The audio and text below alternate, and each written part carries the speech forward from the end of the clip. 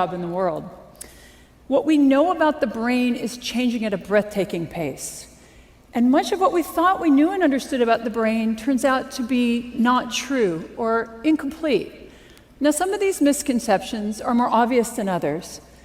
For example, we used to think that after childhood, the brain really could not change. And it turns out that nothing could be farther from the truth. Another misconception about the brain is that you only use parts of it at any given time, and it's silent when you do nothing. Well, this is also untrue. It turns out that even when you're at rest and thinking of nothing, your brain is highly active. So it's been advances in technology, such as MRI, that's allowed us to make these and many other important discoveries. And perhaps the most exciting, the most interesting and transformative of these discoveries is that every time you learn a new fact or skill, you change your brain. It's something we call neuroplasticity. So as little as 25 years ago, we thought that after about puberty, the only changes that took place in the brain were negative. The loss of brain cells with aging, the result of damage, like a stroke. And then studies began to show remarkable amounts of reorganization in the adult brain. And the ensuing research has shown us that all of our behaviors change our brain, that these changes are not limited by age. It's good news, right? And in fact, they're taking place all the time.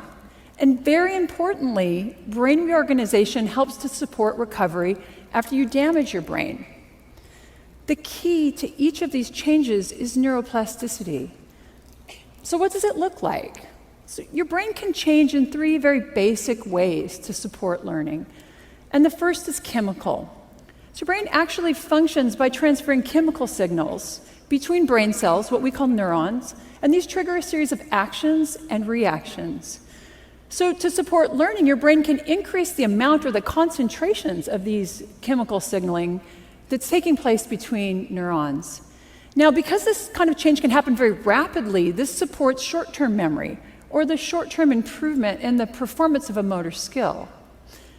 The second way that the brain can change to support learning is by altering its structure. So during learning, the brain can change the connections between neurons. Now here, the physical structure of the brain is actually changing, so this takes a bit more time. These types of changes are related to long-term memory, the long-term improvement in a motor skill. Now, these processes, they interact, and let me give you an example of how. So we've all tried to learn a new motor skill. Maybe playing the piano, maybe learning to juggle. And you've had the experience of getting better and better within a single session of practice and thinking, I've got it. And then maybe you've returned the next day and all those improvements from the day before, they're lost. What happened? Well, in the short term, your brain was able to increase the chemical signaling between your neurons. But for some reason, those changes did not induce the structural change that are necessary to support long-term memory. Remember that long-term memories take time, and what you see in the short term does not reflect learning.